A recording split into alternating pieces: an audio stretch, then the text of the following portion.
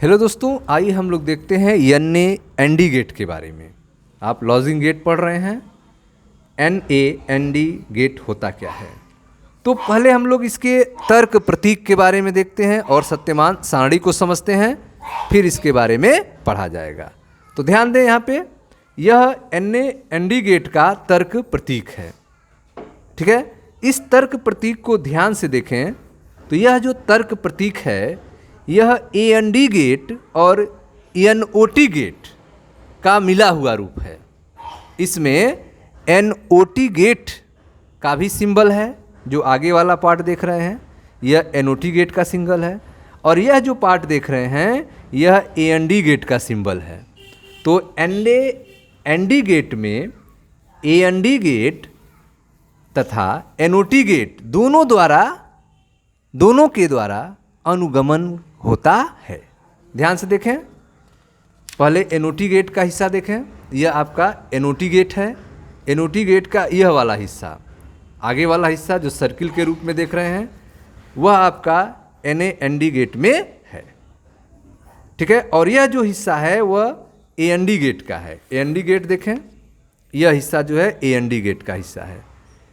ठीक है, तो यह पार्ट जो है ए एन डी गेट से आया है, और यह जो आगे का हिस्सा है यह एन ओ टी गेट से आया है। तो दोनों का इसमें मिक्सचर है। ठीक है, यह आपका ए एन डी गेट का पार्ट है और यह आपका एन ओ टी गेट का पार्ट है। तो N A N D gate क्या होता है? तो N A N D gate यह एक ए एन डी गेट है जिसका एन ओ टी द्वारा अनुगमन करता है। ठीक है, N A N D gate क्या है? तो N A N D gate जो है यह एक ए एन डी गेट है जिसका एन ओ टी द्वारा अनुगमन करता है। इसके सत्यमान सारणी को समझें। इसमें दो निवेश या अधिक भी निवेश हो सकते हैं, ए बी, लेकिन निर्गत केवल एक ही है। निवेश यहाँ पर ए बी दिखाया गया है और निर्गत वाई है। निवेश ए बी और निर्गत वाई। निवेश देखें 0 0, निर्गत 1, 0 1, निर्गत 1, 1 0, निर्गत 1, 1 1 0। तो आप देख रहे हैं कि निवेश जो है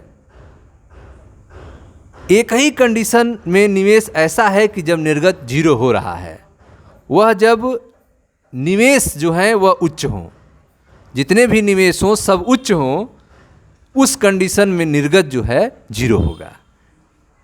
जैसे निवेश ए 1 है, निवेश बी 1 है, तो निर्गत 0 हो रहा है। बाकी किसी भी कंडीशन में आप देख रहे हैं निर्गत 0 नहीं हो रहा है। 0 0 होने पर भी निर्गत 1 है। निवेश ए बी का 0 0 होने पर भी निर्गत 1 है।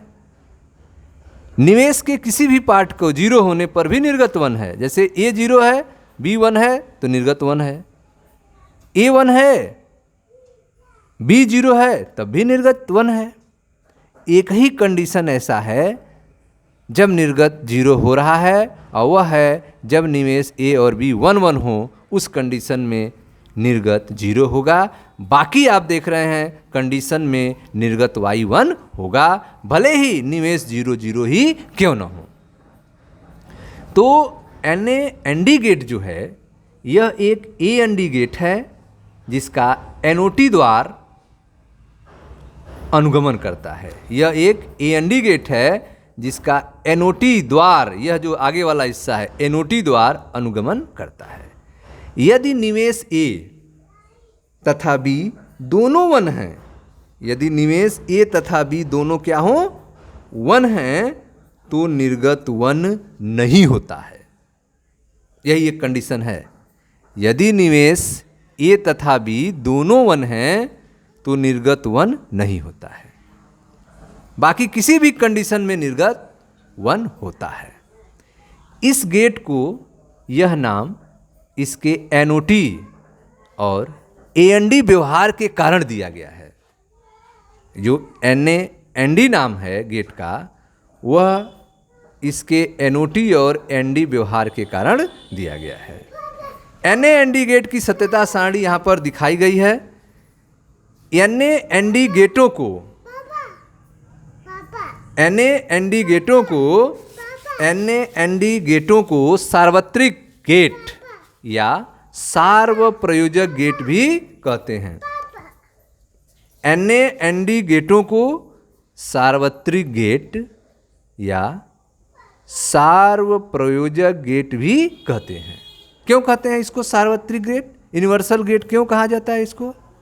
क्योंकि इन गेटों का प्रयोग जो है, इन गेटों के प्रयोग से आप मूलभूत गेट को प्राप्त कर सकते हैं।